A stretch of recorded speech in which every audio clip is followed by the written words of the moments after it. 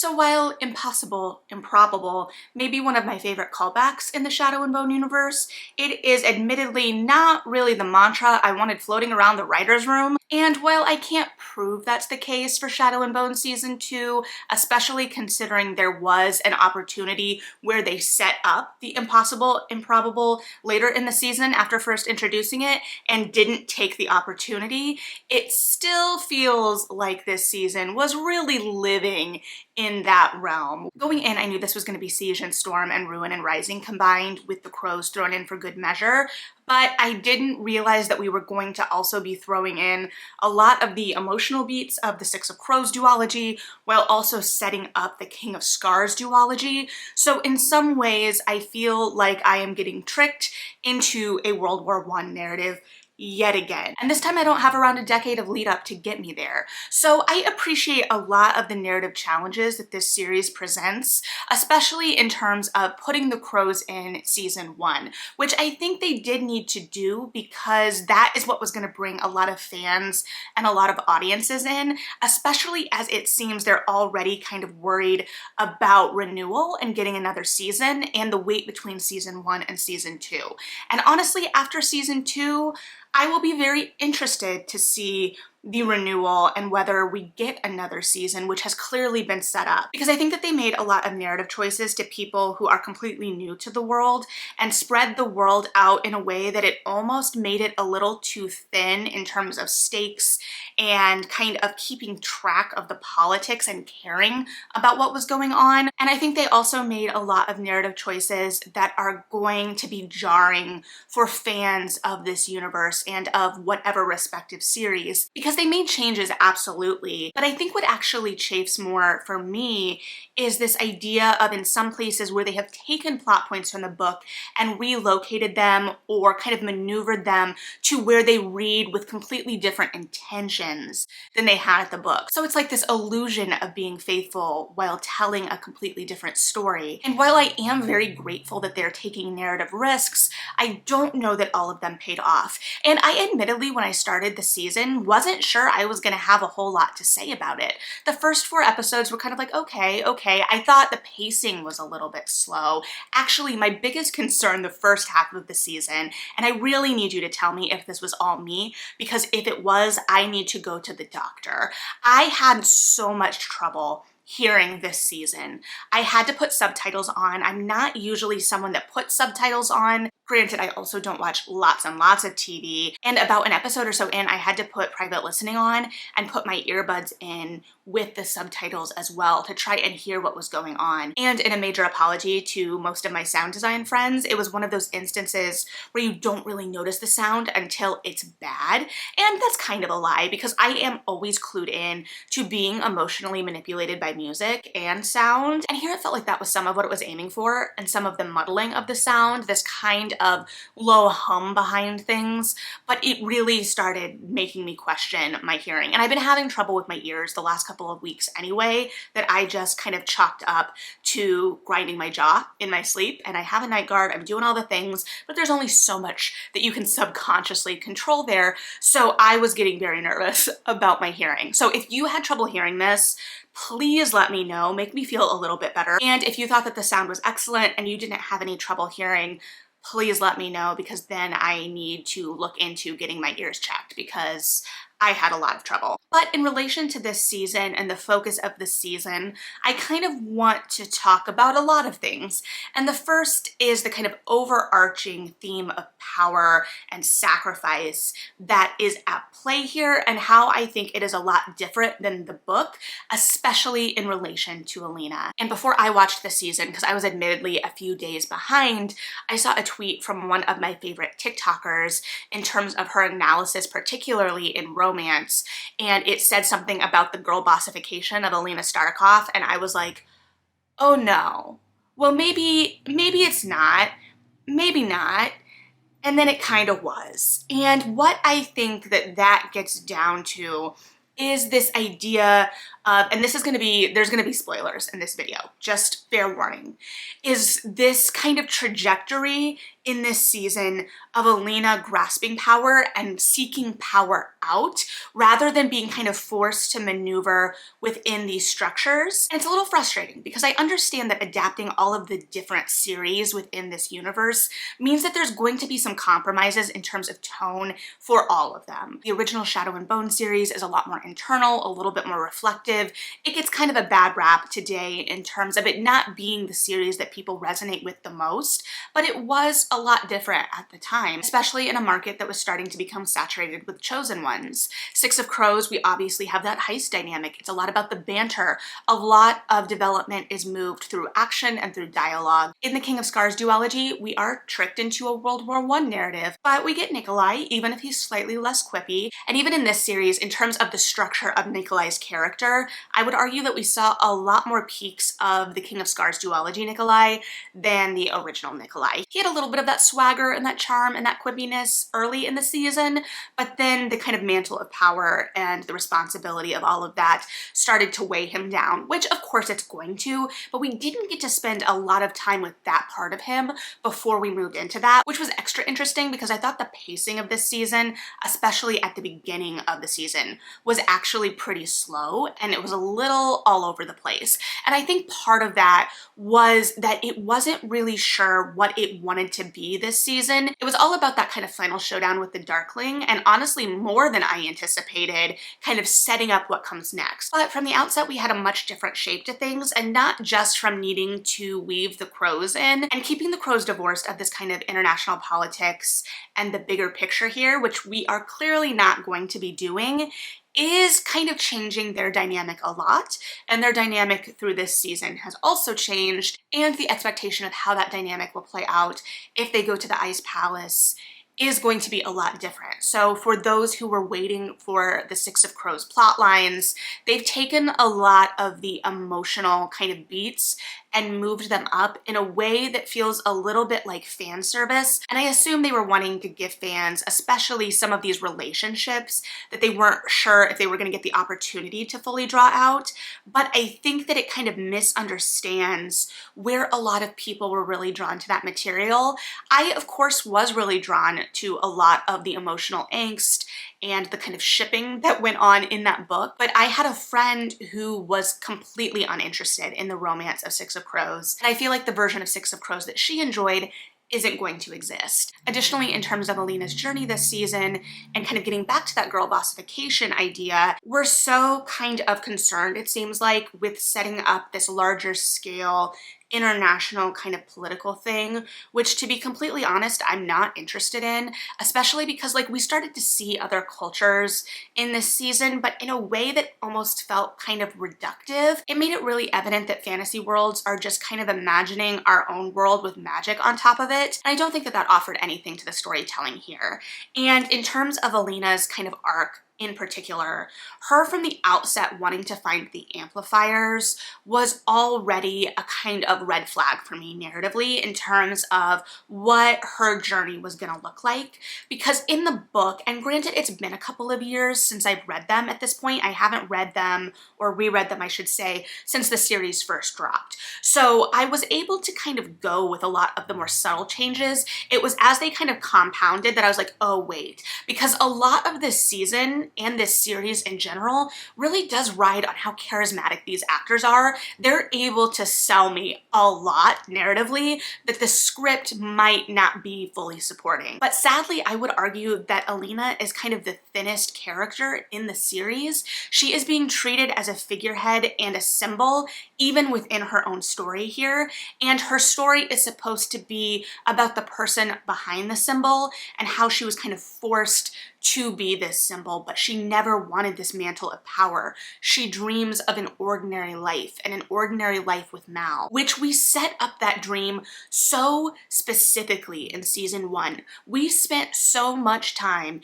in that goddamn meadow to just burn it all down, but not even burn it all down in a really interesting way. And this is where some of the struggles and tensions from Siege and Storm and early Ruin and Rising were kind of transposed closed and moved to the end of this season in a way that I kind of understand as a narrative thread and also don't understand at all. So we're trying to build this kind of tension early on between Alina and Mal, and not really tension, but showing Mal as kind of like a tempering agent against Alina as she is kind of barreling full force into this search and this idea of this search for power. And he's the one in this story that's really still clinging to this idea of an ordinary life while also accepting that he's going to have to prop her up in some ways for an extraordinary life, and what that means and what love means in that context.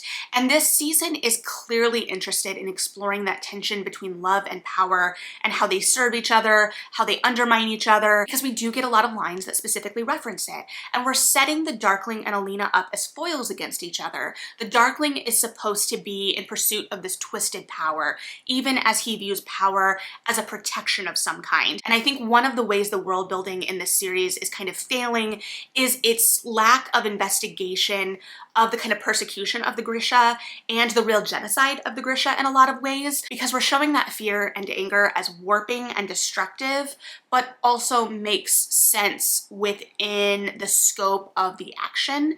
And so we have less reason to kind of understand Alina's pursuit of power and her wish to fight. What is she fighting for? In all of the kind of expansion of the world building, we haven't seen a whole lot of just normal life in Ravka. And starting out in Siege and Storm, we get to see Alina and Mal living a normal life of sorts. And so when they are ripped from that, we have a sense of what they're fighting to get back to. And so we have these two kind of sides set up to juxtapose each other, but they're not really, and it's more of like that kind of personal vendetta behind everything. And while we still have that kind of mental connection between Alina and the Darkling here, which I think is one of the most interesting things in the book, it is taking a slightly different shade here in a way that doesn't completely remove its power, but undermines it a little bit. While I really enjoy getting to see more of the Darkling side of it, because again, the Shadow and Bone books are from Alina's point of view, so we're never going to get to see that perspective, and building out that perspective at all is a complication of the narrative.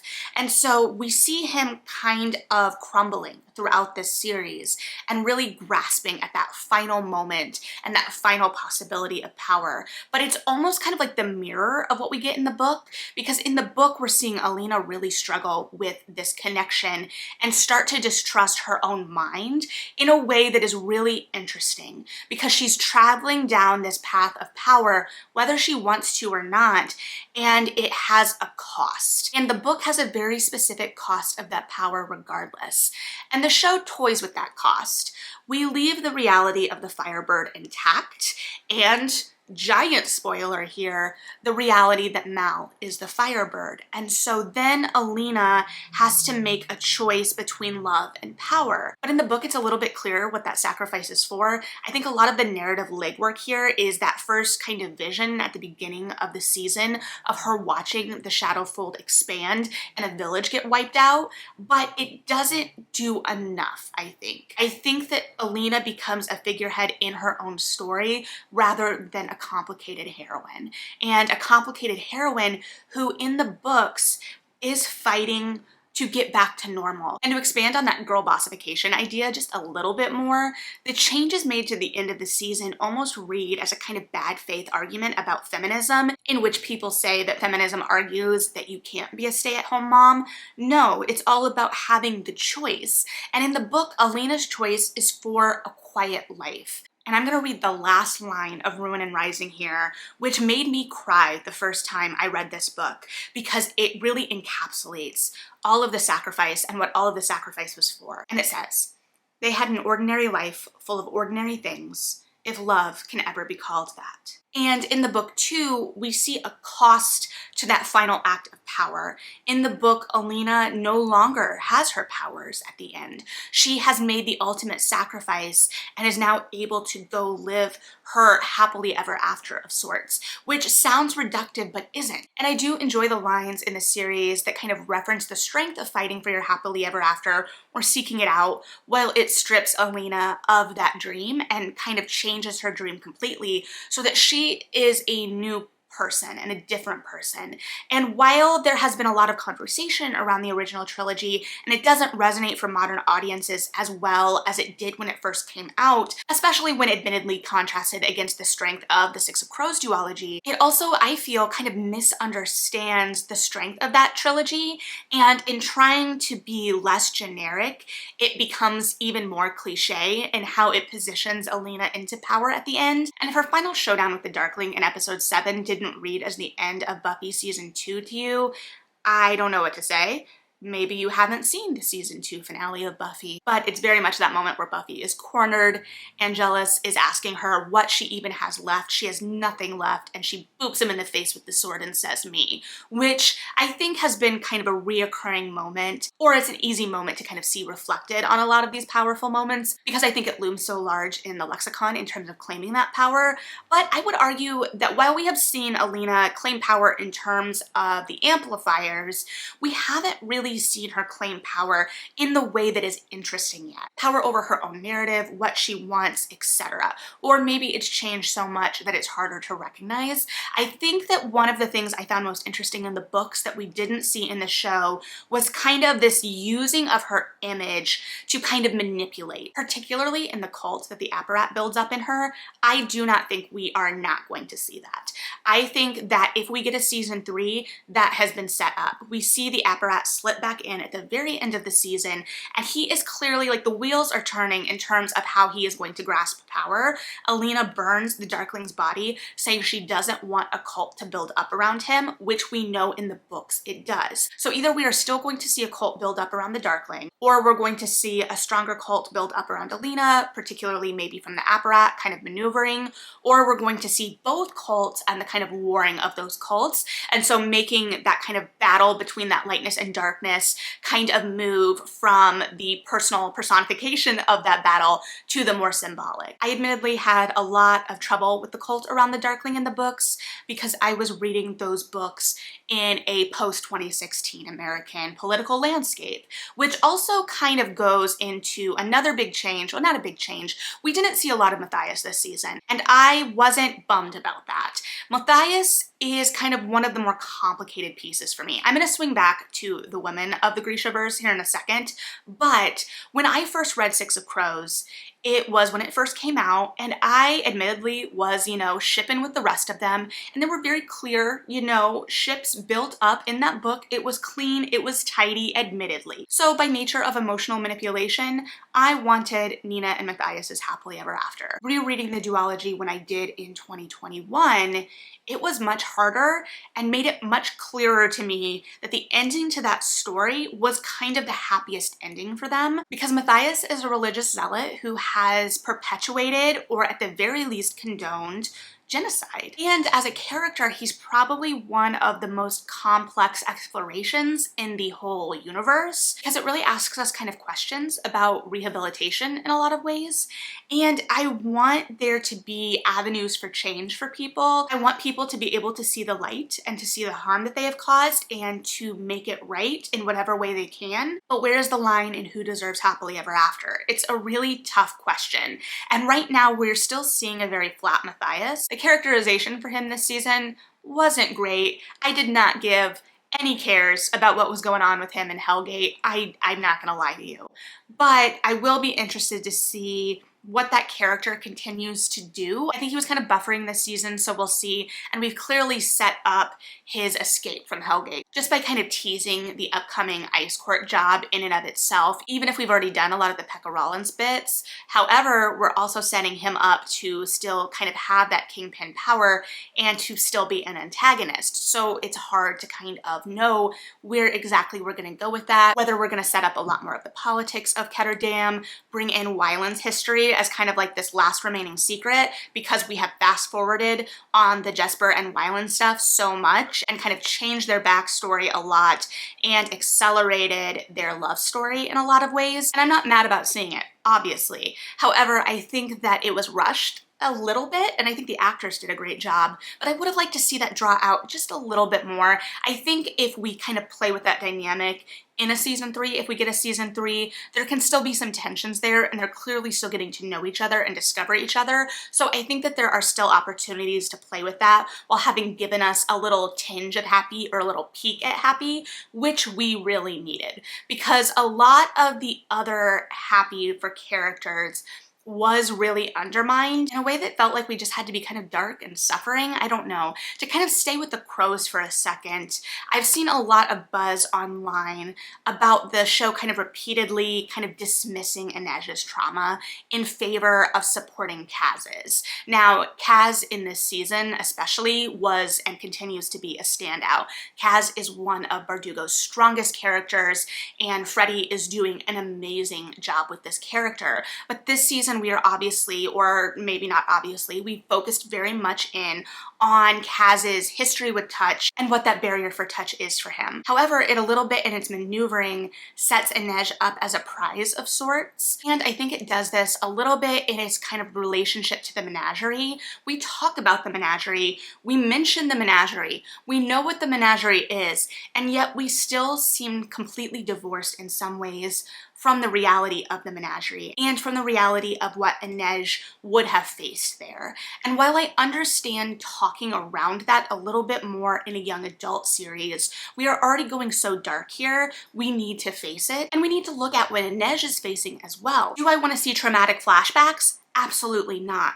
But I think if we think about her relationship to touch based on her history and contrast that a little bit more specifically against Kaz's, it would be an interesting exploration, especially with these two characters who are playing so much with the idea of space and the tension in that space, and these actors are so good at building that tension out in that space. I think it would be an extra layer that would only kind of amplify that, especially as that is the relationship they're letting continue to be a slow burn, even as they gave us Inej's end for Crooked Kingdom without all of the freedom associated with it. There's this kind of repetition that Kaz is giving Inej her freedom here. It doesn't really explore what that freedom is for Inej beyond kind of like a blissful shot of her kind of chasing down on the pirate ship, but the fact that she isn't given her own ship like in the books, and maybe that's upcoming. Maybe we're going to be building and she's going to prove herself and be awarded this on her own merit. Maybe there's some other piece to it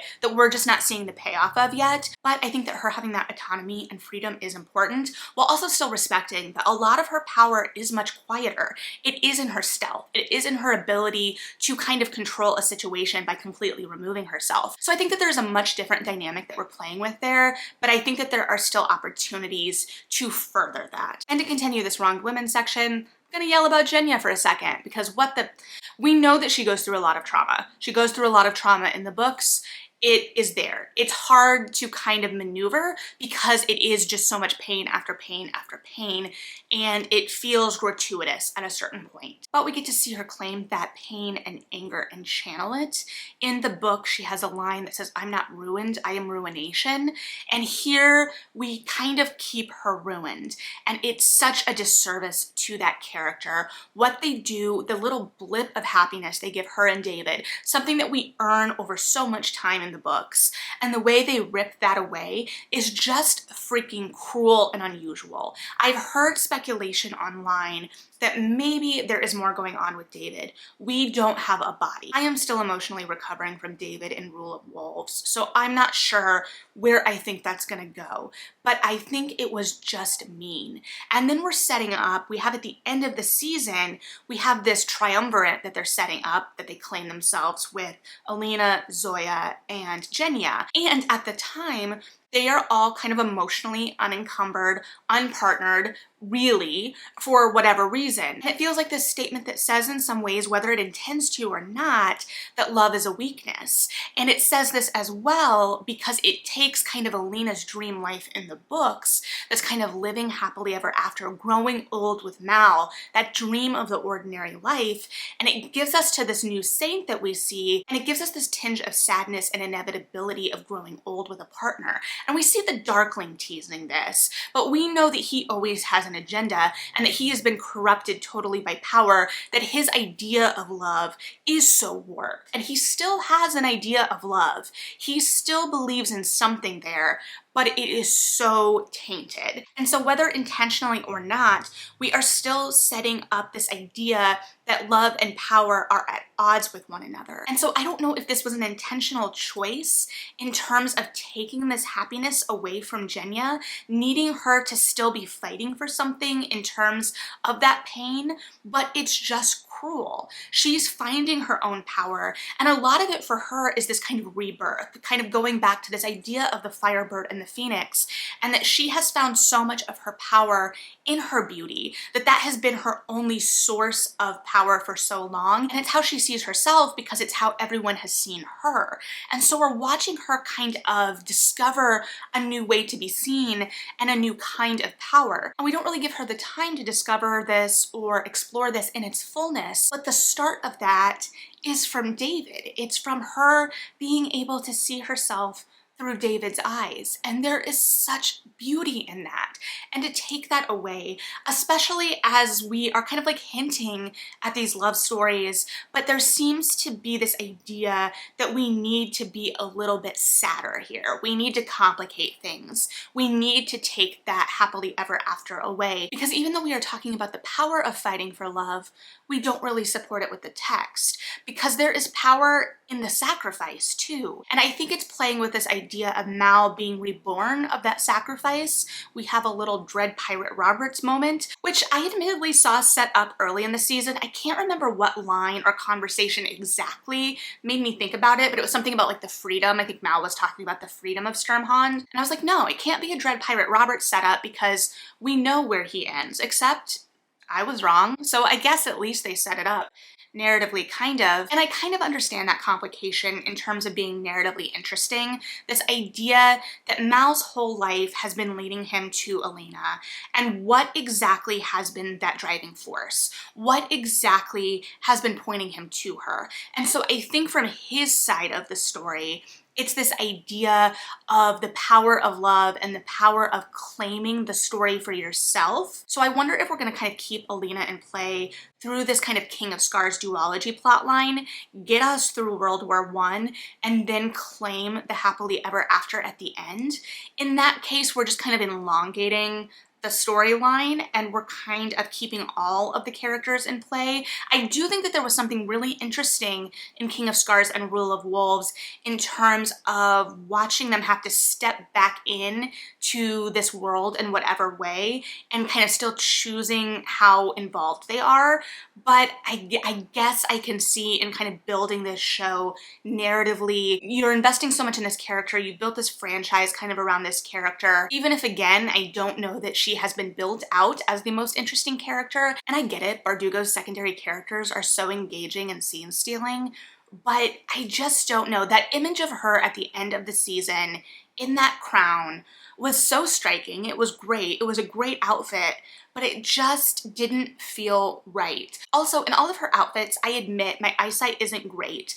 They seemed very strategically cut to hide where the amplifiers were supposed to be, because we did have that moment of kind of body horror at the end of season 1, but there were a couple of dresses that seemed like they should have been showing the amplifiers, and I did not get right up to my television screen like I would have as a child to look. But were they there, or had they been maneuvered to be a little bit more like a healed scar in the design and to prevent having to sit in a prosthetics chair for hours and hours? But ultimately, I think that the scope of this was just a little confused. I think it is very interested in being this larger property. It's enamored of the idea of having this larger world to play in and wants to be this kind of bigger fantasy thing. However, I think that it's missing that a lot of its support is based on the characters. Now, I don't think it's completely missing this. There's obviously a lot of intricate character work being done here, and the actors certainly bolster that. But I think that instead of losing the forest for the trees, it's losing the trees for the forest. It's trying to be so big. It's trying to build the world out without giving us the real stakes of the world.